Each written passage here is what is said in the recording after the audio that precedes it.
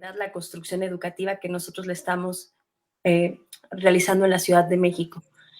En este trabajo de reflexión, ahora se me ocurrió invitar a un compañero de la universidad. Su nombre es Hugo Casanova, y junto con él trataremos de darle forma a estos webinars. Que el primero, bueno, quisiera recordarles a los que no lo han visto, que pudieran hacer caso a ese primer webinar, donde tratamos de discutir el placer de la lectura y cuál es el aspecto relevante que tiene en el proceso educativo. Después, junto con Fernando Valenzuela y Citlali González, tratamos de enfocarnos en qué es esto lo que le llamamos innovación educativa. Pareciera que ahora es un concepto ya que tenemos dado porque usamos computadoras e internet, y problematizar cuál es esto de la tecnología. Ya decíamos, teníamos una frase de Fernando, que la innovación está en aquello que nuestros estudiantes usan. Si nuestros estudiantes usan libretas, si nuestros estudiantes usan WhatsApp, TikTok, ¿cómo le haremos los docentes para apropiarnos de esas herramientas y apropiarnos de este concepto de innovación? Y en el tercer webinar tuvimos la participación de Blanca Heredia, dándonos un panorama desde su perspectiva de cómo se daban estos cambios educativos.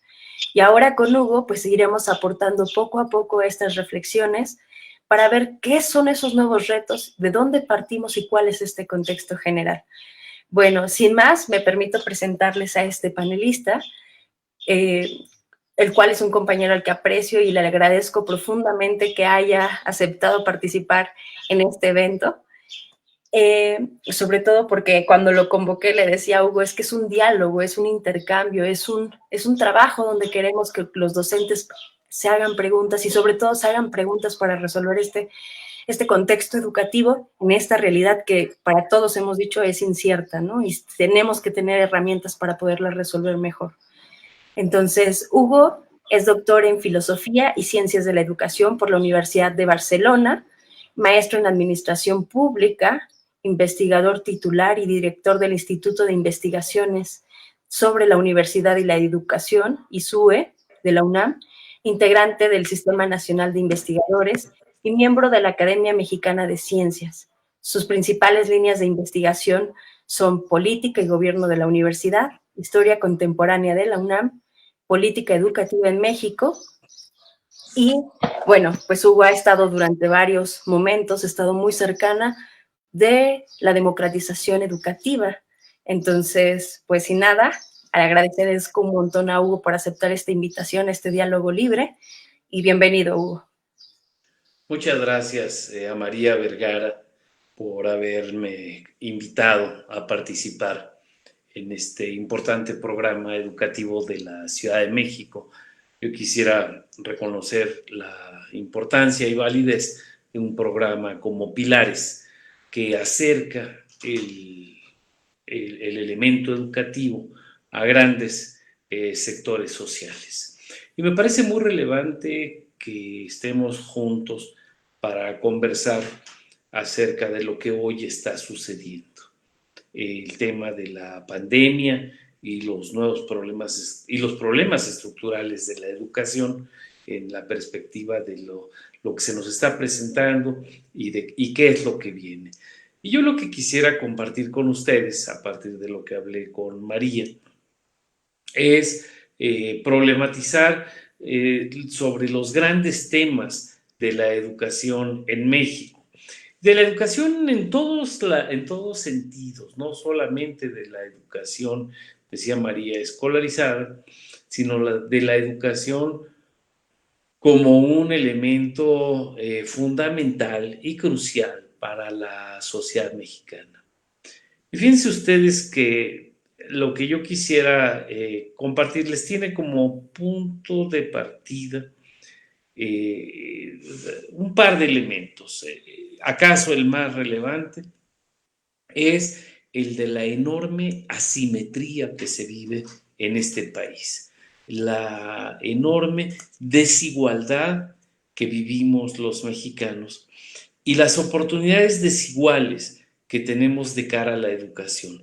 Yo entiendo, el programa Pilares tiene que ver con un esfuerzo de extender el elemento educativo a sectores más amplios de la sociedad, y me parece muy relevante que podamos compartir juntos y juntas esta reflexión de cómo la educación en este país está repartida de manera inequitativa, de manera desigual.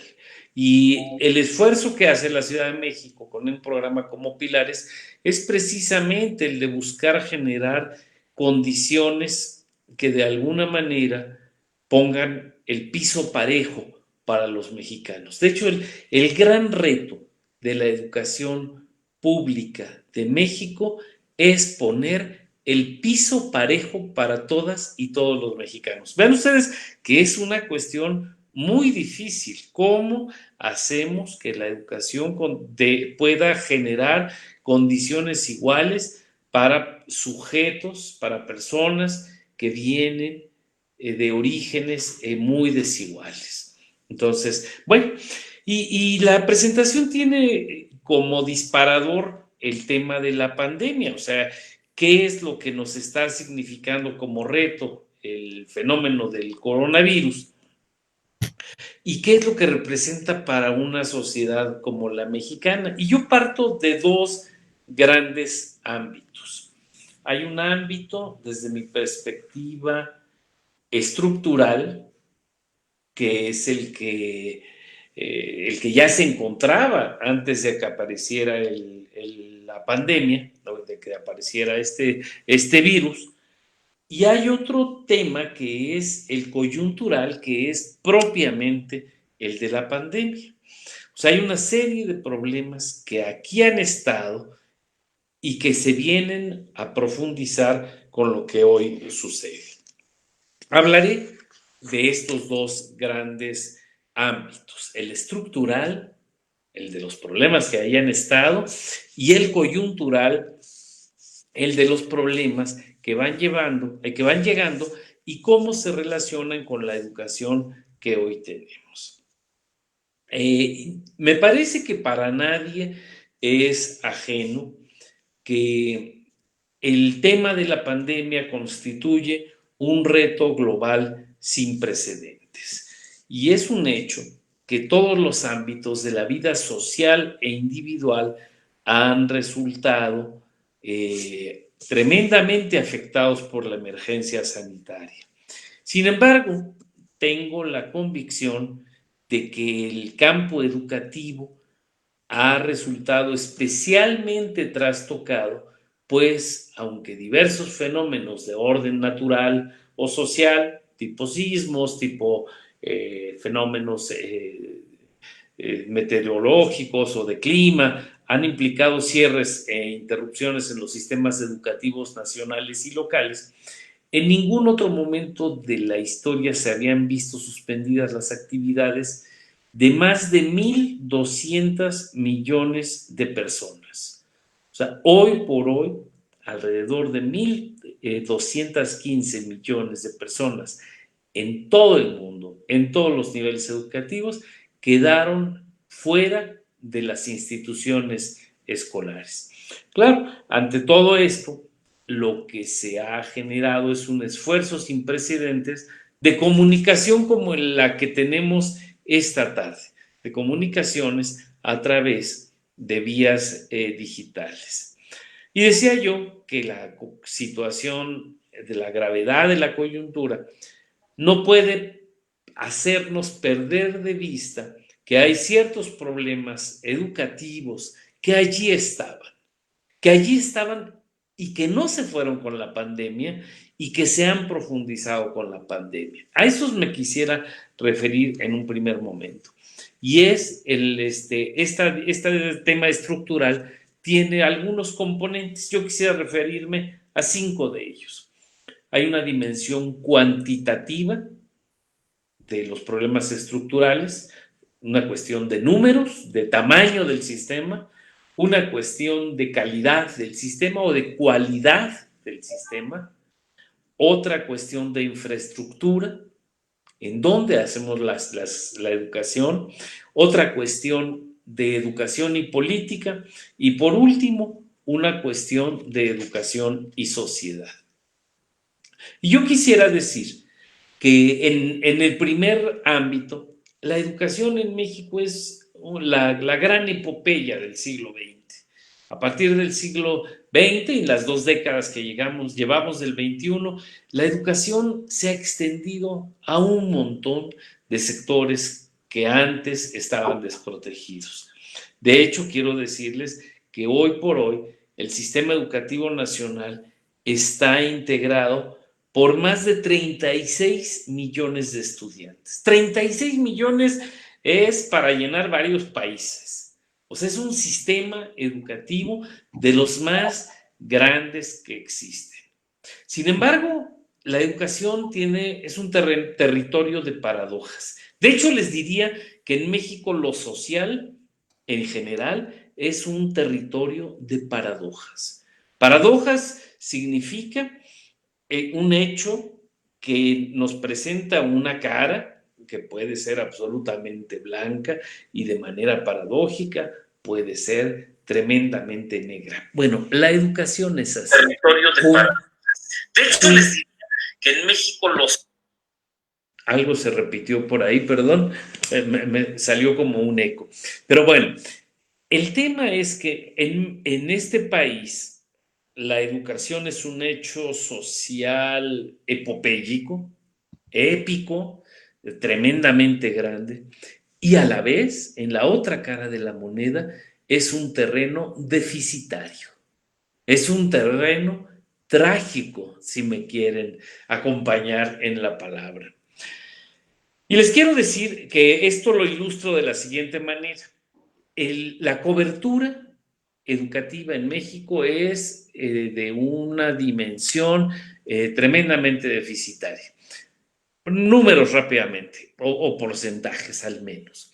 En el preescolar tenemos un déficit de 30% de cobertura. Quiere decir que de 10 niños, solamente 7 van al preescolar. El preescolar no es un nivel prescindible, es un nivel fundamental y lo sabrán seguramente quienes tienen hijos pequeños. En el preescolar lo que se enseñan son las habilidades y se construyen las bases para que los niños se enfrenten a la lectoescritura y a la alfabetización aritmética o matemática.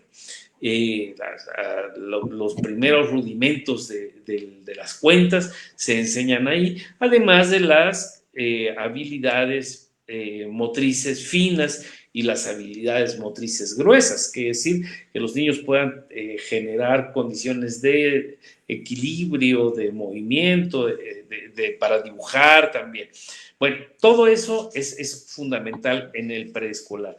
Primaria y secundaria son los niveles que se defienden mejor, con un 98 y un 87% de porcentaje respectivamente. Pero luego en la educación media superior volvemos a tener un bajón y tenemos que apenas la cobertura rebasa el 60%. O sea, quiere decir que de 10 jóvenes, poco más de 6 jóvenes van a la educación media, pero 4 están fuera de ellas. Todo esto está cambiando naturalmente porque el sistema educativo tiene una condición de movimiento y el gobierno actual ha tenido una atención especial en la obligatoriedad que se establece para la educación media superior. Pero en la educación superior, por ejemplo, las cifras más optimistas aluden a una cobertura de 40%. 40% quiere decir que 6 de cada 10 jóvenes está fuera del sistema universitario.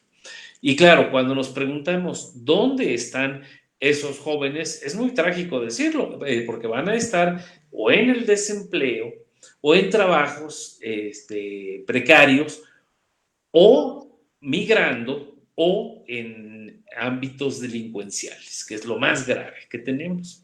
Entonces, en fin, esta condición de déficit de la educación en términos cuantitativos es muy importante. Agregando a esto, tenemos en este país casi 5 millones de personas analfabetas. 5 millones es de verdad una cantidad muy grave, porque hay países nuevamente que no llegan a los 5 millones de habitantes, como Nueva Zelanda, como Panamá, Croacia, Uruguay, no tienen esa cantidad de habitantes y nosotros los tenemos en condiciones de analfabetismo. Por último, en este país tenemos alrededor de 30 millones de personas que no terminaron la primaria y la secundaria. Y esto es lo que se califica en este país como población en condiciones de rezago educativo. ¿Qué hacemos con un país que tiene 32 millones de personas en condiciones de rezago educativo? Y hay otro dato por ahí, el de la escolaridad promedio de los mexicanos, que es de 10 años de escolaridad. Si dividimos el máximo nivel o el nivel total de estudios de todos los mexicanos entre los 130 millones de habitantes, lo que nos da es que somos un país pues que terminó la secundaria básicamente. Y así enfrentamos el mundo. Por eso el tema cuantitativo es muy importante y por eso esfuerzos como Pilares tiene una relevancia muy grande, porque lo que está haciendo es establecer políticas remediales frente al rezago educativo o frente a las condiciones de insuficiente cobertura del sistema educativo nacional. O sea, son mecanismos alternativos que trabajan en favor de la educación. Problemas de calidad o de excelencia se llaman en este nuevo gobierno. Bueno, ahí tenemos ciertas críticas porque lo que se ha reiterado es que hay que hacer una educación de calidad. Pero lo cierto es que el criterio de calidad no ha sido pulido de una manera suficiente o ha sido adaptado de manera suficiente a la educación. Y en ese sentido, pues que se generan muchas críticas a una idea muy vaga, o sea, ¿qué es eso de calidad educativa, no? En este sexenio se está comenzando a llamar en el esquema de la nueva escuela mexicana, en el esquema del programa sectorial de educación que salió hace escasos 3 días, se habla del concepto de excelencia. Algunos discutimos qué es lo excelente en educación. De verdad, las escuelas mexicanas son excelentes. Excelente quiere decir lo más alto. Lo excelente es lo que ya no puede ser mejor. ¿De verdad pensamos que la educación mexicana puede ofrecer el máximo, esta idea de excelencia? Desde mi modesta perspectiva, yo que estudio la educación desde hace un montón de años, puedo decir que es muy difícil. Como planteamiento idealista, como referente, me parece que no está mal, pero como meta mensurable, como meta factible, tengo mis reservas. O sea, no creo que esto sea posible. Infraestructura. Otro tercer problema estructural de la educación en México es que no tenemos condiciones materiales suficientes para proveer educación a los mexicanos. O sea, si ustedes se acercan al preescolar, a las escuelas de primaria, a la secundaria, a las prepas, lo que se van a encontrar son condiciones muy precarias. Y hay aquí una cuestión que siempre nos llama la atención y que no quiero dejar de comentarla ahora. México, de acuerdo a la OCDE, a la Organización para el Desarrollo, para la Cooperación y el Desarrollo Económico, o el Banco Mundial, México está en la posición 15ª en términos económicos.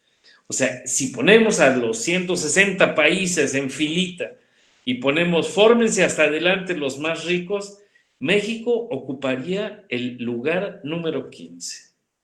15 es súper buen lugar. Bueno, esto en términos sociales y en términos educativos no tiene correspondencia.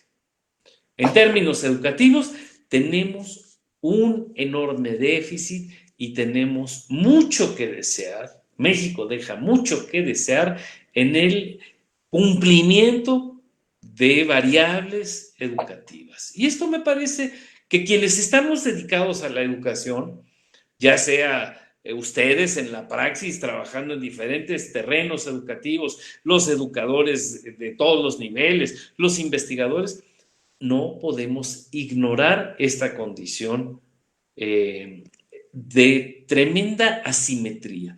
México es una nación económicamente rica. O sea, ser el lugar 15º no es estar en la fila de los pobres, es estar en la élite. Sin embargo, nuestras variables sociales, y ahora hablaré un poco de las variables sociales y educativas, insisto, dejan mucho que desear. Y las escuelas dejan mucho que desear en términos de servicios, de agua, de luz, de drenaje, de condiciones de infraestructura, en términos estructurales, las escuelas presentan problemas muy serios. Y otro tema que hoy tenemos presente y que a todos nos está llegando, con una condición de conectividad informática muy precaria. Entonces, ese escenario, esta sería nuestra tercera variable del tema estructural. Vínculo, educación y política. En México tenemos serias dudas de quién decide qué en educación. Pueden estar decidiendo cosas cruciales de la educación, políticos, profesionales que han pasado por 20,000 lugares y que lo que saben hacer es otras cosas. Pensamos que eso habría que trabajarlo mucho más seriamente. Pensamos que la educación tiene que estar decidida por quienes estamos en el nivel de la cancha trabajando y quienes sabemos cosas fundamentales de la educación. Y quinto elemento, el vínculo entre educación y sociedad. Y aquí lo que hago es preguntarnos cuánto de lo educativo está siendo aprovechado para fortalecer a la sociedad o para fortalecer una cultura más democrática. ¿Cuánto de lo educativo estamos aprovechando para fortalecer el bien común? ¿O cuánto de lo educativo estamos utilizando para atender problemas de inseguridad y de violencia? Ahí tenemos una problemática muy fuerte en México. O sea, tenemos una condición de asimetría social muy importante. Y decía yo que iba a hablar de dos cosas. Pues esta sería la segunda: la inseguridad que se vive en este país. O sea, y la violencia que se vive en este país. Y nuevamente, hago la referencia, Pilares es un esfuerzo que está buscando atemperar estas dos condiciones de asimetría y de inseguridad y de dar alternativas a la sociedad para enfrentarse al enorme reto que representa la vida. ¿Puede la educación resolver los grandes problemas de desigualdad y de inseguridad? Yo les diría de antemano que no. Que sería muy lindo decir, sí, nosotros los vamos a resolver, pero sería irresponsable, no podemos resolverlos. Esos problemas los tiene que resolver el Estado mexicano en un esquema mucho más amplio.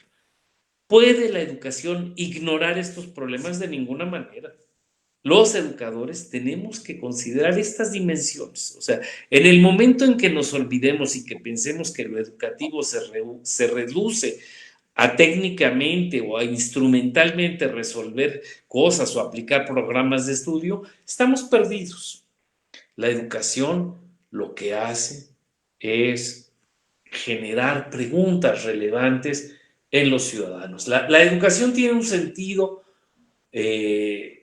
intrínsecamente noble y emancipador. O sea, digamos, si tuviéramos que buscar la misión número 1 de la educación, pensaríamos en la emancipación. Emancipación de los individuos y emancipación de la sociedad. En términos de Freire, el pedagogo brasileño, y él ve a la educación con un potencial revolucionario. Revolucionario no en el sentido de esta revolución a la que apelaba la izquierda tradicional. Revolucionario en el sentido de transformar profundamente lo que está sucediendo, transformar profundamente las estructuras sociales, ¿no?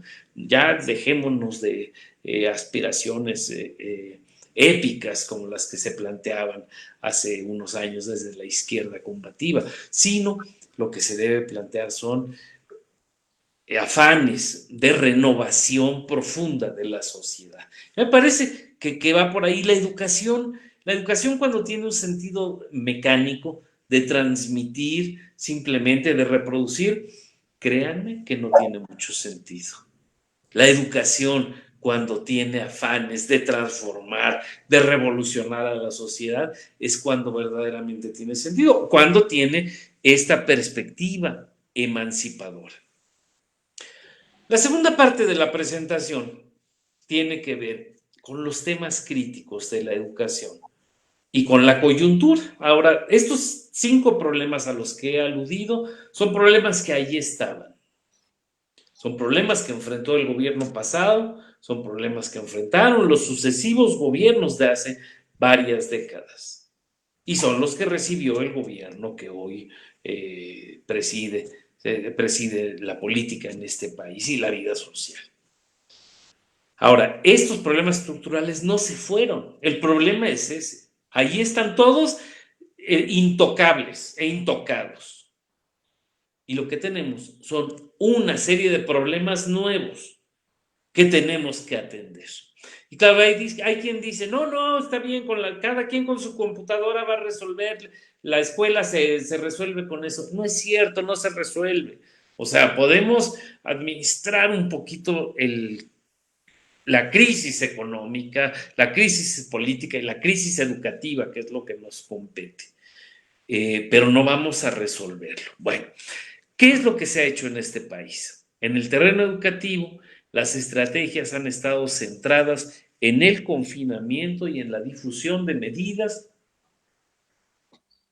de higiene y de distancia.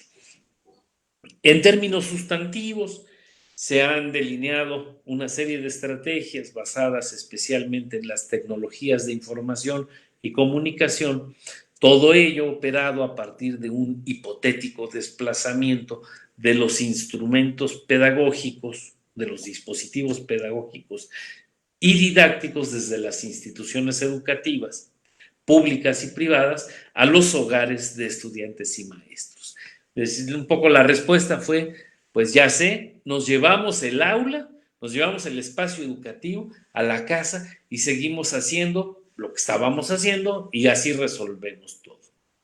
Bueno, ese hecho, acaso inevitable, devendría en una nueva problemática que bajo las nuevas circunstancias resultaba difícil de prever y todavía más difícil de ser resuelta. Así, a los problemas estructurales de la educación se sumaban esta vez nuevos temas. Una síntesis de los más relevantes para quien les habla es la que puede ofrecerse a partir de los siguientes ejes: desigualdad social y dimensión de género. O sea, hay un tema donde estamos en términos de condición socioeconómica. Y ahí, María, sería la lámina número 4. Ya nos ahorramos 3, pero quisiera que viéramos la lámina 4. Perfecto, ya está en unos segundos. Perfecto. Esa es la 5, la anterior, esta. Esta grafiquita, lo que pueden ver, son gráficas todas absolutamente públicas. Este es de Coneval, del Consejo Nacional de Evaluación de los temas sociales, de la política social. Y lo que pueden ver, quisiera que se detuvieran en la última columna, la que corresponde a 2018. Esta, digamos, es la condición de pobreza de México. Distribución porcentual de la población según pobreza o vulnerabilidad. Y esto lo que pueden ver ustedes en la parte alta de la última barra del 2018 es que solamente el 22% de la población se encuentra en condiciones de no pobreza y no vulnerabilidad.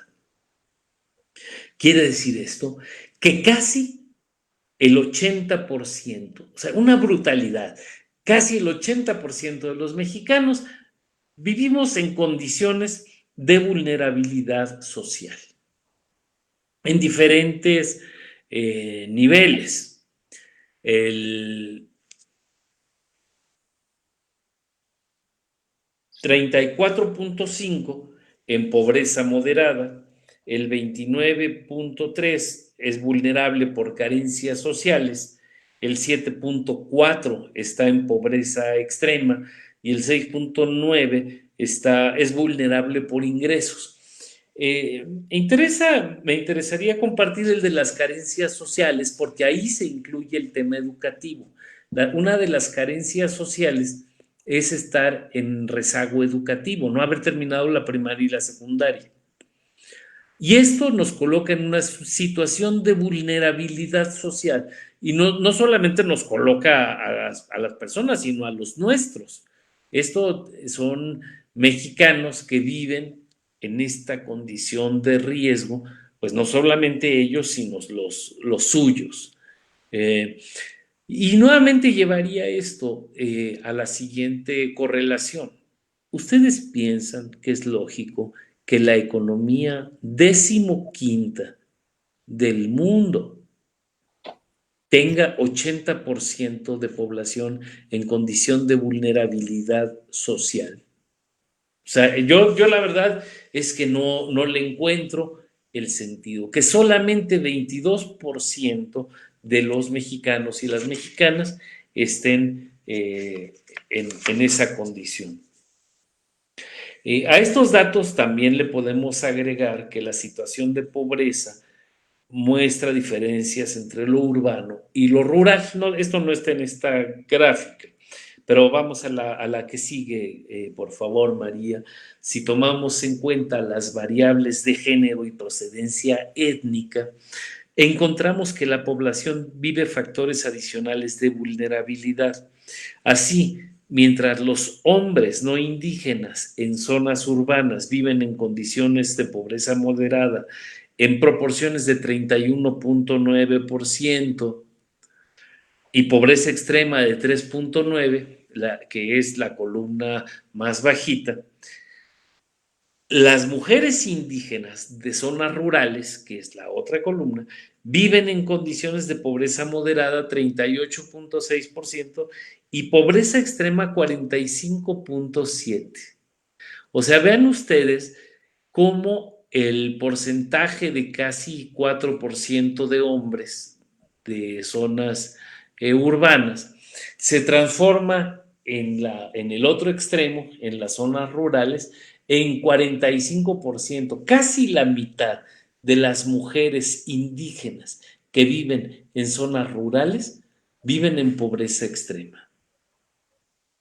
Entonces, claro, este dato a mí me parece escandaloso.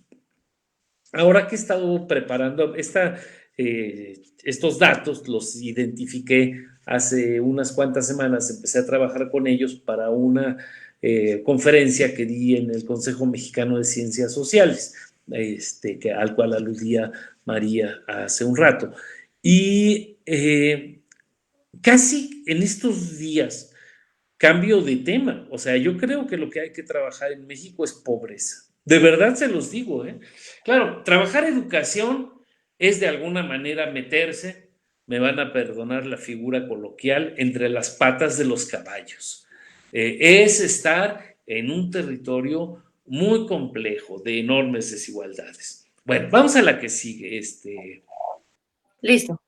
Hay otros datos que busqué identificar porque finalmente Pilares está aplicado en la Ciudad de México. Es un programa de la Ciudad de México.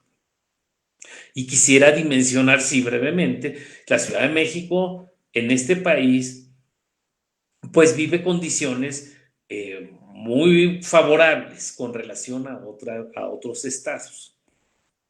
Entonces, la medición de la pobreza en este país, pues es diferente, ¿no? Ya habíamos visto que el promedio nacional de los que viven en condiciones de solvencia económica es del 22%.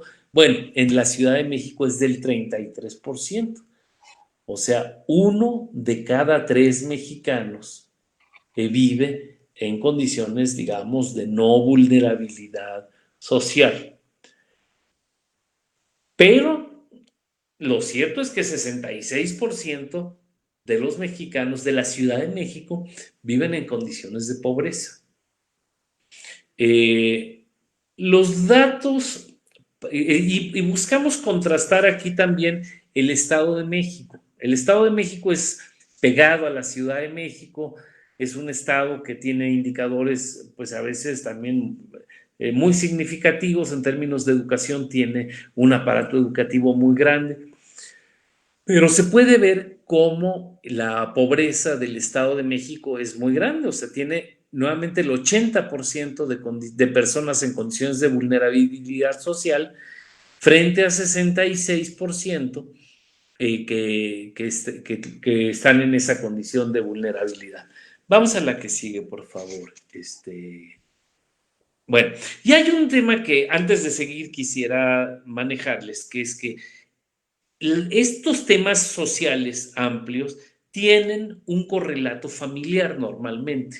O sea, cuando hablamos de cómo en México se vive en condiciones de desigualdad por género, vemos que en las casas esto sucede de una manera también muy gráfica. Y el confinamiento lo que ha mostrado también es el trabajo de las mujeres, el papel de estudiantes, de maestras, de instructoras, se ha multiplicado, porque a ese papel en México, en las familias mexicanas, se suma el papel de organizadoras y operadoras principales de la vida familiar. Son las encargadas de las compras, de la preparación de alimentos, de la limpieza, del cuidado de la familia y incluso de la asesoría a los niños y niñas que se llevaron tarea y que se llevaron la escuela a la casa. Bueno, municipios con mayor porcentaje en situación de pobreza en la Ciudad de México. Esta es una gráfica también de un gráfico de Coneval.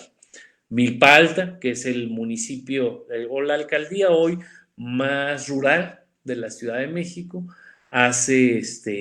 lleva la punta en términos de pobreza. Casi la mitad de su población vive en condiciones de pobreza. Después Xochimilco, Tláhuac, Iztapalapa y la Magdalena Contreras. Pero vemos que la Ciudad de México más rural es la que tiene condiciones de pobreza. Luego, en pobreza extrema, que es otra, la pobreza radicalizada, vemos que igual Xochimilco está en este caso en la primera posición, después Milpa Alta, Tlalpan, Iztapalapa otra vez y la Magdalena Contreras. Vamos a la que sigue, por favor. Bueno, aquí esta gráfica tiene algunos indicadores de rezago social y educativo sobre todo. O sea, ¿cuál es la población analfabeta? Y México, la Ciudad de México tiene condiciones de mayor ventaja con relación al resto del país. Si habíamos pensado que la proporción de analfabetismo en México está del orden del 5%, en la Ciudad de México es el 1,5%. Y los datos en general, el rezago tiende a ser más suave y el grado de rezago social, de acuerdo al Coneval, es muy bajo. Pueden ver en la penúltima fila hacia abajo, pueden ver que la Ciudad de México tiene un nivel de rezago social muy bajo, dice, y el lugar 31 en el contexto nacional. O sea, quiere decir que la Ciudad de México no es la entidad federativa más pobre, digamos que es la segunda más rica. Bueno, vamos a la que sigue, por favor. Y esta es una condición, digamos, ya muy sintética. Una de cada 5 personas mayores de 15 años está en rezago educativo. En el rezago educativo, 7% está en condiciones de analfabetismo, 25% no concluyeron primaria y 78% no concluyeron la secundaria. Vamos a la que sigue, por favor. Es el rezago educativo en las alcaldías. Estos datos se los voy a dejar, bueno, ya los tiene María, yo creo que se pueden quedar por ahí a la mano si a alguien les interesa. Vamos a la que sigue, por favor. Brecha digital es una variable que nos interesa mucho porque en el supuesto de que el tema de la pandemia se resuelve con computadoras, pues hay que ver cuántos tienen computadoras. En este país, menos del, bueno, 44%, 44.9% tiene computadora, 52% tiene conexión a internet, televisión sí, es un porcentaje muy grande, televisión de paga menos del 50%. La que sigue, por favor. La proporción, equipamiento de nuevas tecnologías, de tecnologías de información y comunicación en el mundo urbano y rural, pues nuevamente nos avienta esta imagen de que el mundo rural siempre está en una condición deficitaria. Vamos a la que sigue.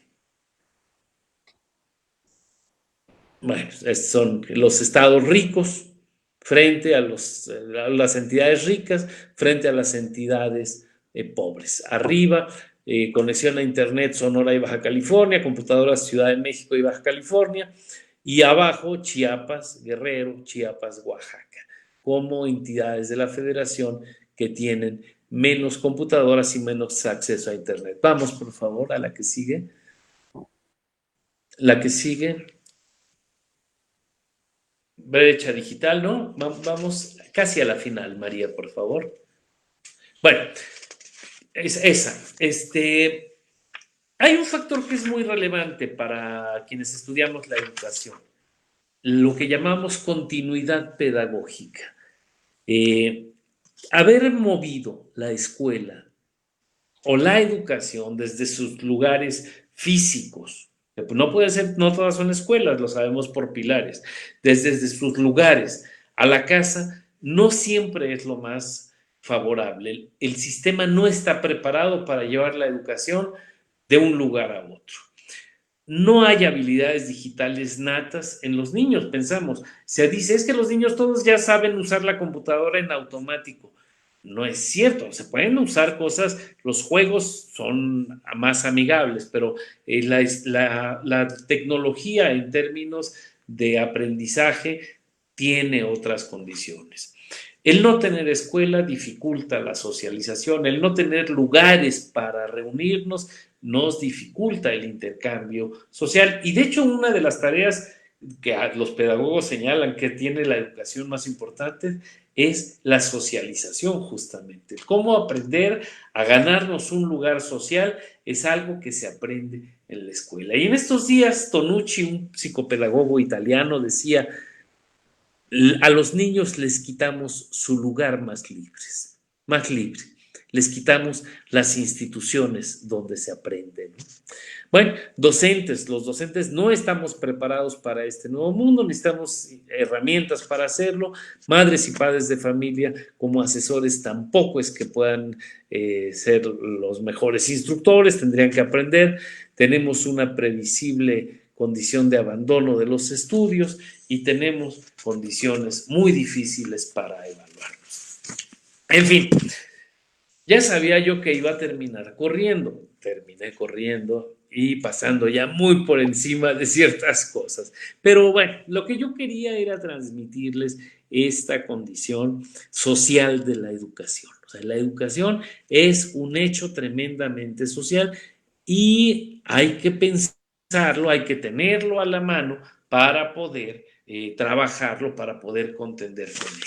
Muchas gracias a todas y todos ustedes, muchas gracias. María, seguimos aquí. Si hay alguna pregunta, con mucho gusto trataremos de atenderla. Sí, afortunadamente tenemos algunos minutos más, Hugo.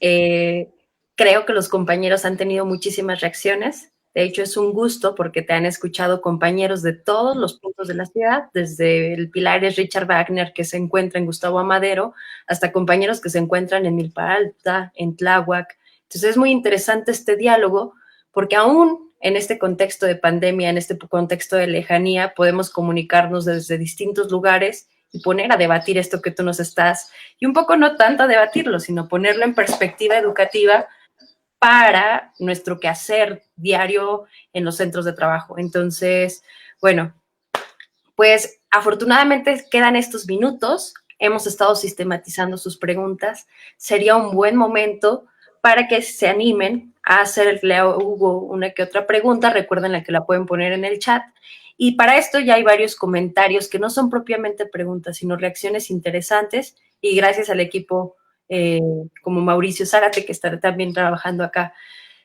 ayudándonos a sistematizar toda esta información, las tenemos, pero les digo, si ahora quieren, por favor, anímense, escríbanla. Y bueno, Hugo, te hago lectura de algunas de estas reacciones que han sucedido. Tenemos, por ejemplo, el comentario de Raúl Quintana, que señala, nuestro programa Pilares apoya a los sectores más vulnerables de la sociedad. Sin embargo, como ya se mencionó, un gran número de personas no tienen acceso a la educación. Estas personas terminan en empleos mal pagados sin derechos laborales. Ahora bien, aun cuando las personas que terminan una carrera profesional no encuentran un trabajo bien remunerado, ¿cómo disminuir la brecha de desigualdad en un país lleno de corrupción e impunidad? Raúl Quintana nos está haciendo esta pregunta, él se hace una pregunta. Nos pregunta el compañero Dacer, ¿cómo podría la filosofía educativa contribuir al diseño de una educación empática con la diversidad en cuanto al aprendizaje, tomando en cuenta que en un principio de desigualdad en la educación tiene su raíz más profunda en que no todos aprendemos igual? José Luis Pérez nos dice, la educación debería desarrollarse en un ambiente de certidumbre. Sin embargo, en nuestro país el sector está lleno de incertidumbre, desde el docente que no tiene garantías laborales hasta el estudiante que no tiene que comer, entre otros tantos factores. Patti Jiménez nos comenta, no todos cuentan con computadora ni con la conexión a Internet. Este tipo de educación es un privilegio de clase. Ana Karen Castrejón, en Pilares tenemos y contamos con una beca para estudiantes de bachillerato, sistema en línea y abierto y licenciatura, porque el objetivo es generar un apoyo económico para evitar la deserción. Sin embargo, muchos de los usuarios jóvenes desertan porque simplemente no encajan en el sistema educativo escolarizado. Me salí porque me aburrí, decían algunos.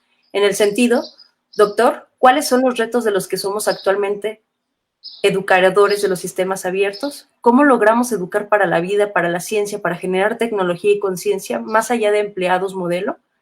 Carlis Mena, ¿de qué manera podemos ser un apoyo de contención con los usuarios que nos necesitan? Supongo que hace referencia a este momento de pandemia, y creo que Lena Orozco nos comenta, se requiere generar una educación encaminada a la crítica y el análisis de problemáticas cercanas. ¿Cómo podríamos hacer esto? Y creo que hasta ahorita tendríamos estas principales participaciones. Hugo, no sé si quisiera responder. No, pues suenan muy, muy interesantes las preguntas. A mí me parece que están reflejando una conciencia muy importante por parte de quienes participan en este programa. Me parece que todo el mundo está muy consciente de las tremendas condiciones de desigualdad. Y a mí me parece que una cosa muy importante es hacer patente esto, o sea, identificar los problemas es, desde mi perspectiva, lo número uno. Reconocer que hay una serie de problemas de desigualdad, de asimetría, de inequidad social y que hay que tomar medidas. Soy un ferviente creyente del Estado educador. O sea, a mí me parece que dejar la educación al viento, dejar la educación a la simple voluntariedad de manos privadas, es poner en riesgo a la sociedad toda. Y soy un creyente de que es el Estado quien ha de asumir la responsabilidad de conformar sistemas educativos potentes, eficientes, sensibles a las desigualdades. Dicen una pregunta que permea todas estas interrogantes, y es la de qué hacer. ¿Qué hacer? Bueno, yo creo que lo que necesitamos son políticas de Estado importantes, poderosas en términos educativas, políticas transeccionales y transpartidistas.